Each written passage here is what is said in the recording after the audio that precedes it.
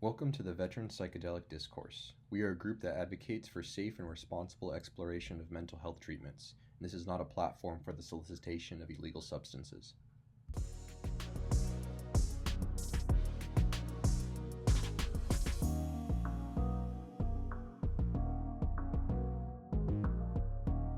Myself and Brian had a couple things that we were spitballing that might be just like a fun conversation to have.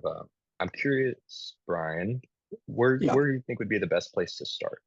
Well, the first thing we were going to talk about was like the idea of transduction and like thought and information as a form of transduction. But then also, you had brought up this idea that I think would be interesting about resources for veterans and trying to create like kind of a one-stop shop kind of for it. And so I was curious if there was any perspective or opinion in the audience on kind of resources that you guys felt like there was a need for, or I think really what we were trying to get into is maybe creating a little bit more availability for resources that might be out there for veterans.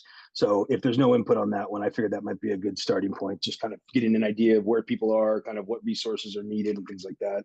That's actually a great question that I would actually like to consider posing frequently, maybe just on the side of just like, hey, what veteran, or I guess anywhere as far as social services, like what's an unmet need that people are recognizing either in their community or at large, just so that we could like put a spotlight on some of these things.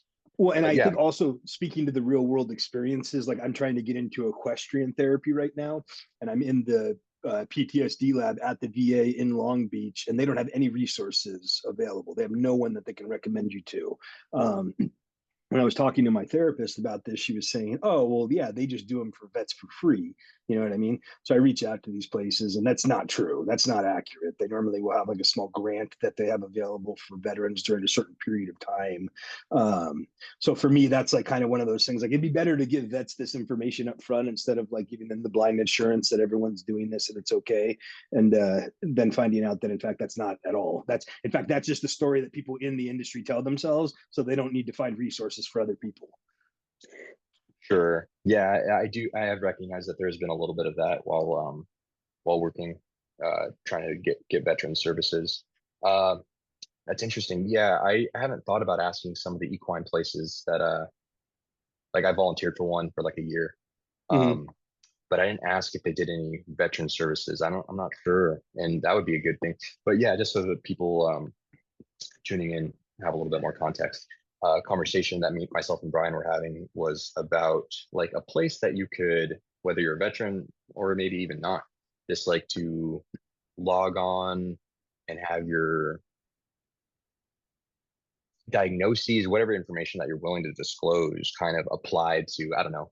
I feel like maybe the easiest thing would be like AI, and it kind of connects you to whatever's available in your community, whether you need a referral or not. If there's just places that have grants for veterans for free services, like I know NAMI has, you could go and sign up for free classes on a lot of different things that are involving uh, mental health. You could take a class if it's like your child or yourself, just to be able to get connected to just different services and have a little more context, may be able to make more informed decisions. But yeah, I think I like the idea of being able to log on to like a hub and being like, this is my area, this is my situation, and be like, oh, I'm able to go to this location, being able to reach out and contact them and set up an appointment for something that doesn't cost you anything out of pocket. And because it feels like um, there's a lot of services available, but sometimes people just aren't informed. There's not a great job as the information being just like spread out into the community, and people are kind of left unserved unknowingly. And Mm-hmm. it's kind of a failure. We're still the whole social system, as far as services for like mental health and larger. It's I feel like maybe it's getting better, but there's still a lot of work to be done. But I think one of the things that stands out to me too is a lot of times when you're getting mental health services or just medical services in general, there's almost like this need for urgency or like a life and death situation. You know what I mean? Like I'm here because there's something that needs to be taken care of. And I think maybe what I'm talking about is more of an opportunity to foster curiosity in veterans so they can see what's available to them instead of having to like wait till you get to like that life or death situation where you're like trying to find resources and you're at the end of the rope. So just maybe helping vets get curious about what's available. I'm now that we're talking about this, I'm wondering if you might be better served with like a county approach, just like offices within each county that helps organize and direct veterans to these kind of services. But this is what I was talking about. This I feel like was what the VSO was supposed to be, except it's just turned into like people filling out paperwork for you. Right. They know the form. They're willing to fill it out for you and mail it in. Yeah. Which I mean is that helps with a lot of barriers for a lot of veterans. I have a grandfather that, you know, he's coming to the end of his life, and he recently just got 100% VA rated, and he could have had that decades ago. And it's Mhm. just, you know, it's just not really knowing how simple some of the processes are and like who's available to help you. And it sucks that people go unserved just for that reason, just for that barrier. It's like Yeah, absolutely. And health, I mental think health. Oh, go ahead. and I think we're going to that concept that it's like, well, now that they're at the end of the rope and something has to be done, it's like, how do we get out in front of that and not just have this turn into like, well, he's at the end of his life and we need to figure out some other options. Yeah. Yeah. Yeah. End of life stuff.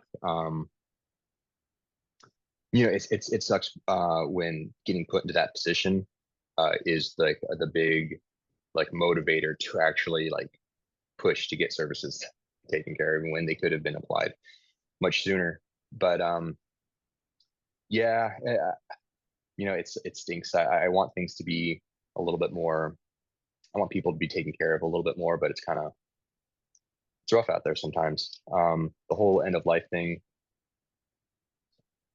I'm actually dealing with a situation like that right now. I'm in a different spot recording. I have my a grandfather right now. He's in the hospital dealing with. He's in his final days, is what it looks like, and that's giving me an interesting perspective. I haven't had the opportunity to be around for that before with like a family member, grandparents, something like that. I've always been like out of the country, out of the state, and just not make it in time. So this is giving me a different perspective on things. But just to circle back into the psychedelic part, I mean, gosh, I know psilocybin has been used for a lot of end of life care for a lot of people. It's kind of used like a last resort for some studies, and people have gotten a whole lot out of it as far as like just being able to accept the end of their life.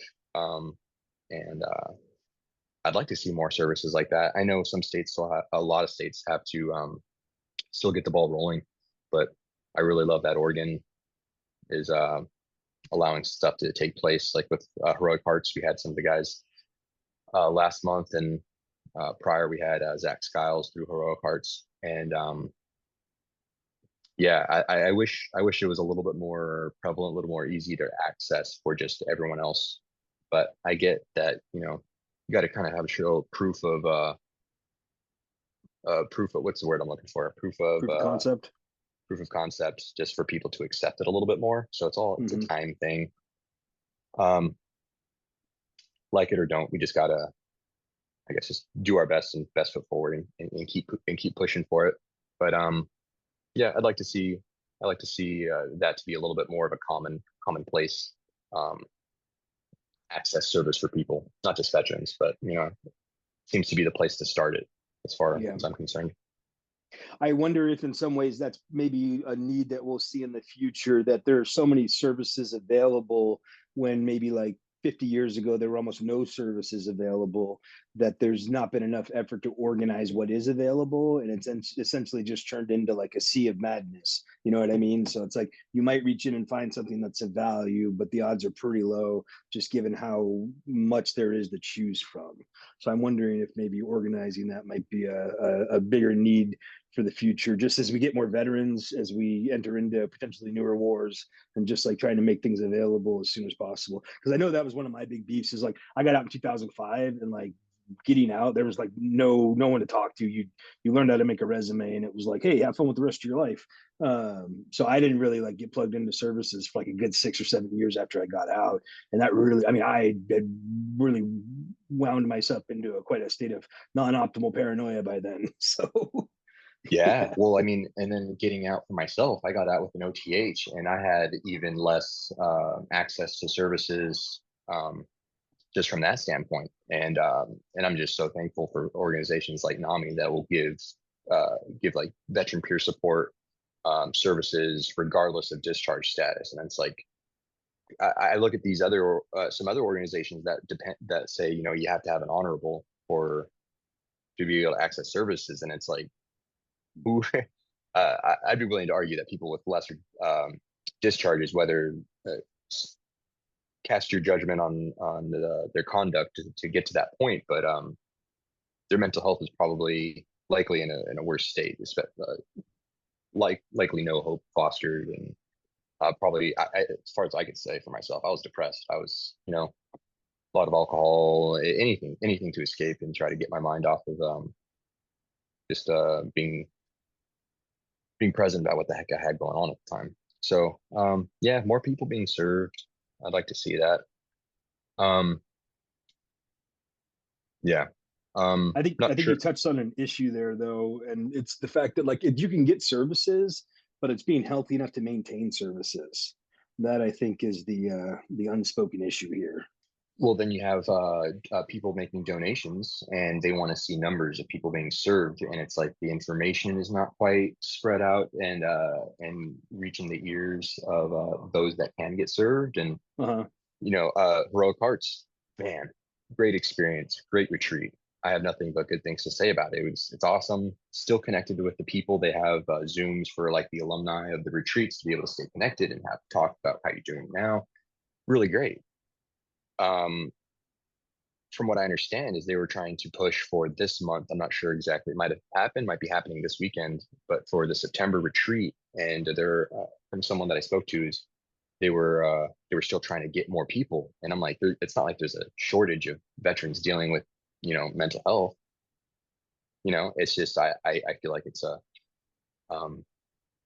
people aren't having the information presented in front of them. I'm not sure if it's just like, where do you go? What do? Do you do ads on Facebook? Do you go into your VFW? I would argue using online resources like other veteran agencies would very likely be more than happy to. I mean, we talked about that, about like reaching out to like veterans clothing companies, people that are actually like actively paying a ton of money to market, and trying to do some collaborative work with them where we spread the word. I'd had an experience. I told you about this, but a few weeks ago, I was at a restaurant and this lady was wearing a veterans T-shirt and I asked about the organization, and it was from Florida. And I just thought how interesting that would be if you had like connections with an organization that was across the country, and you could open up what was available in Oregon to say people living in like North Carolina or Maine or something like that. But I just don't think we have wide enough distribution of knowledge. You know what I mean? It's not ubiquitous enough. Yeah, and there's a lot of veteran-owned businesses out there, but it's like making the contact. Who are the ones that list is long? Like, where do you start, and like what industry do you start asking for? Like, where do you like reach your hand across and be like, you know, let's work together. Are you willing to talk about us and promote us in whatever which way? I don't know anything about business. I'm not in that world.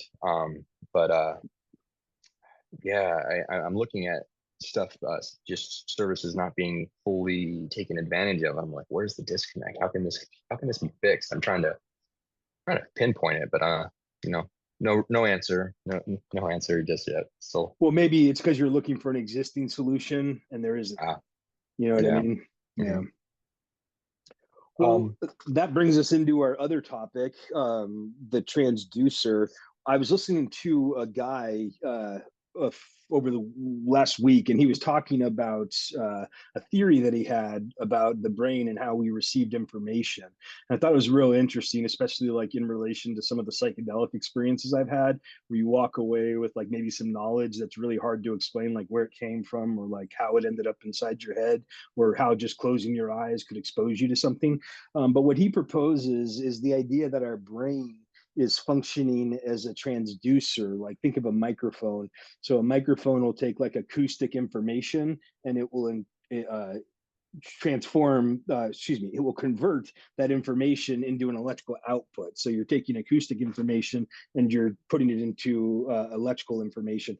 What he's proposing is that our brain and all of the neural matter that we're dealing with up there is essentially like I want to stay away from too many metaphors because I think it's too leading. But essentially, our brain is interacting with matter in a way that's creating what we observe as memory.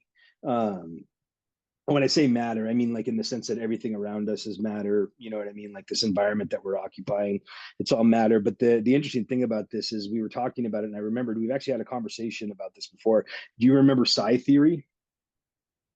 Oh, it rings a bell, but I don't. It has to do with the structure of the brain, that essentially, like when you think of brain function, think of it as like mapping, not memorizing. And that was what I was talking about yesterday, that if this transducence thing is real, then there's a real good chance that what we're looking at is us interacting with matter in a way that's creating an effect that we see as memory. And so I think for me, this is like what makes meditation important, that by allowing yourself to disengage from the other senses. And it's important to remember in this regard that like the Egyptians thought of thought as a sixth sense. They thought of thought as the way that we explored, experientially explored the universe around us. And so like the way that an artist would use touch in order to mold clay and create art, we can do the same thing experientially with information around us. It's just like what we're observing, we call memory. And I think the reason why memory exists in this condition, if it's true, is what we're actually observing is entanglement. The spooky action at a distance, the double slit experiment, where you begin to see like matter interacting with itself faster than light once it's observed. And I think that might be, if this theory is correct, that might be what's happening. Is that like, so say you have a map of America and you study this map every day for like 10 years, you're probably going to be more entangled with that information in this environment than probably anybody else. That's going to mean that it's going to be easier for you to recall because you're entangled with the information. And we would point to that as having a really good memory about what you've studied, but something entirely different is happening. And I think one of the things that kind of opened up my mind about the psi theory and the idea that this has to do with like brain structure is the idea that we've forgotten something, that we've forgotten how to use our brain as efficiently or effectively as we used to. And I think that is kind of, I'm not saying any of it's true, but that makes me think about like these old things like telepathy and psychic powers and the ability to like almost read someone's mind or intuition thought or things like that. And I wonder if in some ways that's not another form of entanglement that we can engage in with information, thus creating what we would call memories. So the whole thing is very new. We heard about this theory a while ago, but it just kind of clicked with a lot of other things. And for me, like I really like some philosophy as well, and like a classic argument is it between realism and nominalism, and it's the idea that things are real, like red is real and we just see representations of red, or the idea that nominally we're just calling it red, and so this is just a construct that we've made up and we're all adhering to that construct. Well, from my perspective, I think that this would lend itself towards the realism, the idea that there is this real red or this real form of thought that's not emergent, it's fundamental, and we're just interacting with it and observing it. What we call it might change, but like the essence of what it is remains static. We come up with constructs to describe it, but in and itself is what it is.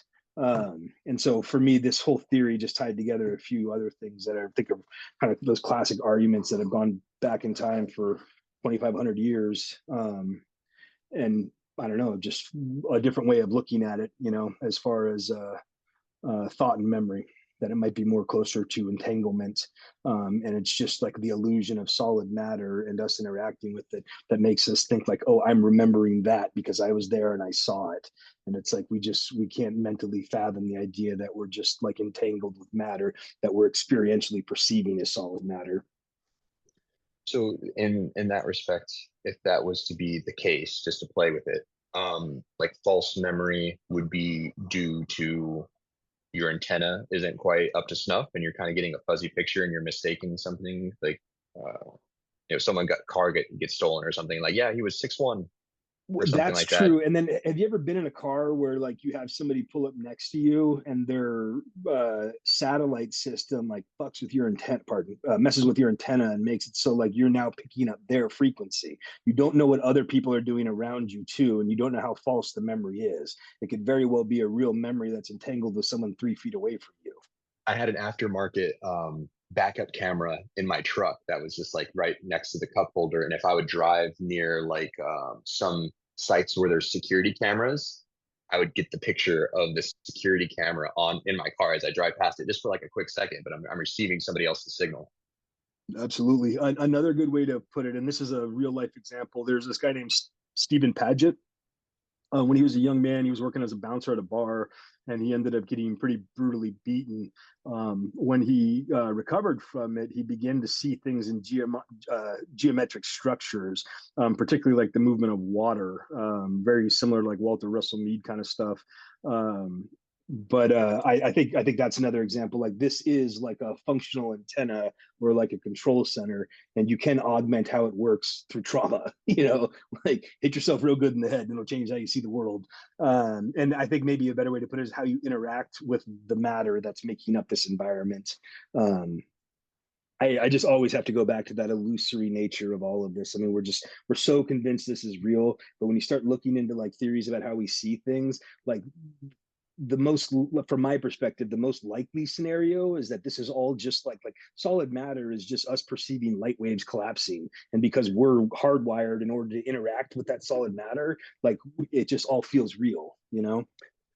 Yeah, well, so two things came to mind based off what you said. One, you were talking about trauma. The idea of like, well, in apply this to police, first responders for the context of this event, military, but really anybody. Just it people just take traumatic events differently. Like you have people that are just in it and they come out and they know where to put everything as far as like the experience, and then some people that just can't cope. And it's Mm-hmm. like, and sometimes the people that can't cope, people might be able to look at the situations, weigh them in their own subjective way, and say like, but this one was more intense. This one was much more violent and graphic and gruesome. But that person's okay. But this one's not. And it's like, where do you put these things? How does it translate into your subjective consciousness? And then I'm already forgetting the second one. What was the other thing that you mentioned? Well, while Um, you're thinking about that, what I would argue is I think you're touching on some older wisdom. I want Epictetus says that men are not troubled by what happens to them; they're troubled by the views they hold about what happens to them. And so I think that kind of speaks to the trauma relationship you're discussing by allowing yourself to get outside of the experience and being entangled with the experience and having that elevated perspective that so many of us talk about when we recover from trauma. It allows us to see the information in a way that's maybe a bit more productive and a little bit less like confining or limiting. And obviously, this is a little bit further off than what we were talking about with the real physical injury of Stephen Paget. But I think that it's a decent illustration of how to look at trauma, like what the recovery of trauma looks like, and the gaining of a new perspective that might be necessary to better understand where you are. And like I said, getting back to like the notion what you're entangled with, I think is really the big thing. sure. Yeah, and I do remember what I was going to say. Just the idea of like translating just all this different stimuli into what is actually real, like objectively, and just looking into the psychedelic experience, perhaps maybe with maybe like large amounts of psilocybin, but definitely with like DMT and or ayahuasca experiences. It's like I haven't done ayahuasca myself, but from what I've gotten from people talking to me about it, very similar thing in that like part of the experience feels a lot more real than just this that we experience in the day to day life. And I mean, you and I we've mentioned to that before. Is like I just came back from a place somewhere that was more real than where I'm at right now, and it's like, what is going on with that? What's Mm-hmm. what's this antenna kind of picking up? Yeah. A lot of unanswered questions. Yeah. I mean, I think a big thing is like this is really more my own theory, but like this place is not what it seems. like almost in a way that you could actually say that whatever you're observing is the opposite. Like we look at black and we think, oh, that's dark, when really it's a representation of all color. You know what I mean? It's Hmm. like, and the same thing with how we view color too. I was talking about like red is real, but even what it is not what we think it is. It's actually, from what I understand about color theory, it's the absence of that color is why we see the red, because we see the differentiations. So nothing about this environment is real, and we're constantly observing that. And so when we do go into those weird psychedelic meditative states, it's like you're confronted with that reality because something seems more real than this real. Yeah, that makes me think of like the idea of like, yeah, black isn't dark; it's just more dense, and it's like, how does that translate into just like the spectrum of Oh, I color? like that dense. That's a good way to put it. Yeah. Um, how I would like to go into like the would you care to go into the idea of the Eye of Ra and Horus and tie this into that? I think so. So, what is this environment then? Where are we? You know what I mean? Like, what is this place if we're entangling ourselves with these things? And one of the things that I've been kind of trying to get my head wrapped around is maybe it's just two things. Maybe it's two things with like a little bit of each other inside of them, like kind of like yin and yang tells us all the time. And so that would mean that maybe you have like this masculine energy with a bit of feminine in it, and then you have this feminine energy with a bit of masculine in it. And so that's kind of the lens that I've been trying to look at. A lot of these older religions through, is rather than like the archetypes of the god, maybe focus more on the energies that they're presenting as, because I think that's one of the things that we don't really deal with very well. We think of these characters as like a male or female, and we don't understand how common androgyny was during that period of time, especially with like cosmology stories. Like if you look at like some of the older ones, like Barbello is like the androgynous one. Very first thing the monad makes, according to Gnosticism, is an androgynous being.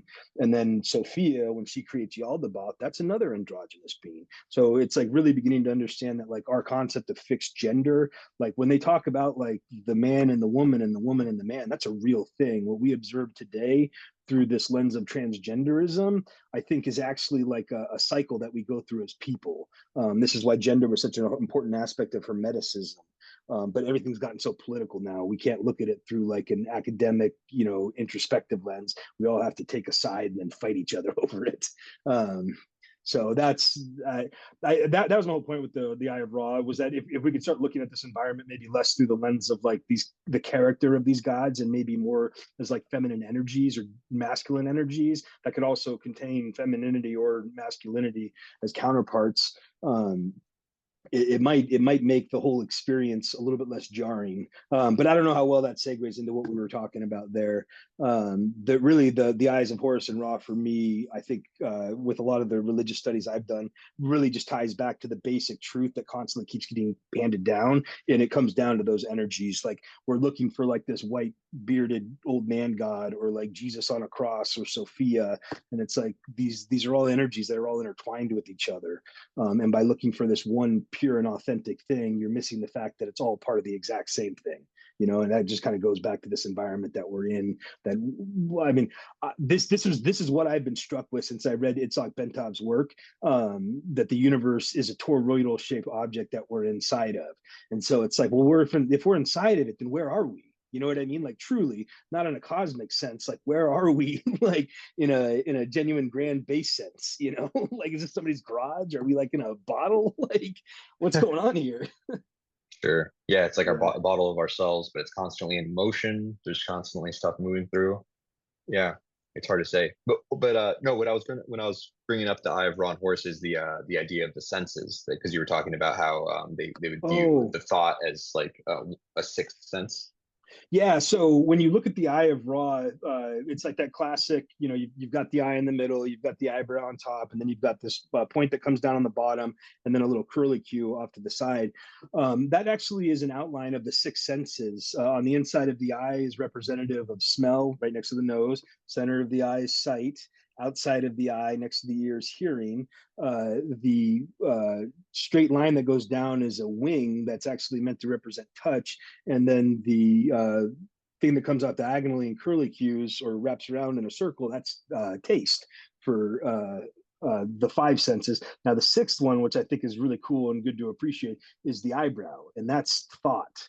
And so that goes back to what I was saying earlier about how the Egyptians kind of viewed thought as like a way to experientially um, uh, excuse me, a way to experience this universe that we're occupying. And I think we've gotten away from that. We think of, what do you think of thought is? Like, I mean, I guess really that's a good question.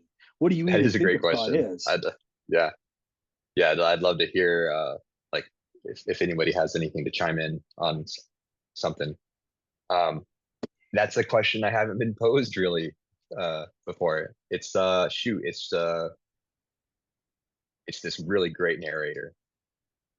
You know? It's It- weird because, like, I mean, my immediate impulse is to say that thought is a collection of our previous experiences. You know what I mean? That it's just how mm, we organize our previous experiences. But then I think about like generational experiences and like the instinct to be afraid at night when you're in the dark. And it's like I don't have any experience of being hunted by a big cat in the night, yet for some reason the hair on the back of my neck is being raised by this. So thought can't just be experience, it has to be somehow encoded in your physical experience. And I think this is what you're looking at with like epigenetics, and how like methylene encodes itself into your genes so it expresses itself in a certain way. I think that that is creating like kind of a hardwiring almost, for how the individual will respond to certain things. You know what I mean? You still have like a choice to, because under the right lens, those would be like traumatic experiences, you know, the traumas that define who we are. You still have the ability to elevate yourself out of those traumas, but if you're not aware of them, you can't assess them and you can't elevate yourself out of them. So yeah. Well, I mean, the big things that stick with us, I would argue, well, it's like trauma is a big obvious one, but it's like things that are emotionally charged, like the amygdala, like being more active in the creation of a memory allows it to stick more. There's more content. There's more I guess it's a denser, for lack of a better word, it's a denser experience. There's more to grab onto as far as like retrieval. well, and I this is where I go back to thought as a sense. We have a sense that we Yeah. remember, and the more intense it is, the more intense the sense that we remember is. Right down to the point where we tell the story about like when we were 6 years old and we went rafting and that never happened. You know what I mean? Because you intensely have this memory, and for whatever reason you're entangled with it. It could be from a television show, could be from whatever, but like we end up in these places where we're convinced, How we're many convinced times that we've sensed something. have you ever told a story that it was actually somebody else's story told to you, but you kind of take it in as yourself? Have you ever heard of that before? Oh, I had Amanda used to tell me this story about how her grandfather passed, and then like a year ago she was like, that's not my story. I was like, what? I thought it was. I thought it was No, for years. she told me where it came from and like what had happened. Um, but it was just really interesting. I mean, and it becomes like a legend almost, you know what I mean? And it's like, and if you can't even be honest with yourself about the fact that you've adopted a false legend, you just like further pull yourself into that corner, you know? Like there's no way to free yourself anymore because it's become part of your identity falsely. Weird. But that kind of supports the whole transducer thing, right? You're just like you're receiving that signal. Well, and you're interacting with it, which is your senses, and you're responding to your senses. And boy, when you touch fire, isn't it hot? So remember when that happened, and boy, do I remember. And it's like you're really just entangled with the sense that it happened in a specific situation, but we are calling this our memory, no matter how faulty it is when we repeat it or retell it. Yeah. It's a weird Yeah. one. It really is. It's just it's a very different way to, I mean, I think for me, we're talking about like what memory looks like in the individual. But so I guess the question is like, well, then how do we address like maybe the collective unconscious? And in many ways, is this not what like guys like Young were talking about, just without like the metaphor of the transducer available in order to explain what the function of the brain was actually doing? Hmm. And I guess the other thing that really gets to me too, is it necessary? You know what I mean? Oh, no. Well, I mean, yeah. Tell me where you're going with that. I mean, like the microphone has only been around so long, and the transducer has only been around so long, and yet these esoteric truths people have understood for thousands of years. This is just a construct that we're creating in the context of now in order to explain a phenomena that humans have been experiencing for God knows how long. Yeah, and a transducer is something that just takes information and Converts it, translates, yeah, yeah, into yeah, another medium. yeah. So I mean, it's like you can still engage in the collective unconscious even if you're not able to visualize what a transducer is and how your mind might be operating. as one. It's just the route. I mean, the reason I like these metaphors is because for me it makes it easier to engage like logically. It's like I can. But sometimes I wonder maybe that's a limitation. Because like I don't know.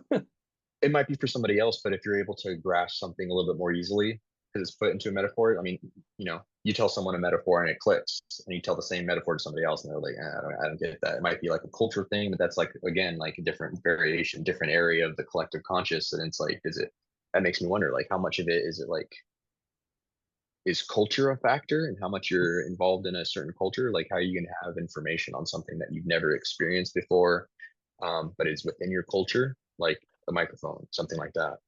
Well, and let's just take free will out of it as well. I mean, what if culture was defined by a series of like predetermined things that were going to happen? It's just that allows for a large amount of variance as to who will do them and what exactly it will be. You know what I mean? Like rock and roll was always going to come out in the 1950s. It always was. That's what I'm saying, hypothetically. You know what I mean? We just want to Sure. assume that it was like a natural outgrowth of like 1940s big band stuff, but instead that it's more of like a pre-designed kind of system of experience. We call it culture, but really it's what we're just doing collectively together. Hmm. Sure. Do you have anything much else you'd Not like to really. talk We're about? coming up on 45 minutes, and I know you got some stuff going on, so I figured just keep it short. But just introducing a different way of thinking about, or maybe a different way of looking at memory. That memory is more related to entanglement and experience than it is to actually like physically contacting a point in your brain. Yeah, I was. I'm glad we kind of talked about it prior to having this because, to be honest, like memory, I've only had one way of thinking about it. It's the same. It's the common way that everyone, considers it. And so, trying to play with a different idea was very difficult for me to kind of move myself out of the way to be able to just open up the concept to a different perspective. But yeah, that's what we got going on for today. We want to talk a little bit about social services, mental health, psychedelics. Want to have like room for like a little bit of fun conversation if there's not too much on the mind of some of the guests that come in. So if you have a topic that you would like us to discuss, feel free to just shoot us a message either on the meetup, in here during the chat, during the conversation, if you want us to address something or to stop on something that we might have brought up for a quick moment. Um, but yeah, just trying to keep the community, keep on topic of what some people are interested in hearing about. So if it's something more esoteric or something, involved with like veteran services, thanks everyone for coming through. And if you're watching this on YouTube and would like to join us live for a future show, feel free to visit us at our Meetup page. I'll leave a link for that. You can see our calendar for what we have planned coming up. We don't have a guest as of right now for next month, though. Jacob from last month, he's should be coming back very soon from a Heroic Hearts Project ayahuasca retreat. Might have been in Peru. I'm not sure, but I'm thinking about having him come back through and be able to discuss that, just to kind of give his experience. He was involved. He was helping out for this one. But if you're interested at all, if anyone's interested in hearing about that, let us know, and we'll have him come through. But yeah, we meet on the third Sunday of every month at 11. So we'll see you guys in October. So thanks a lot, guys. Good.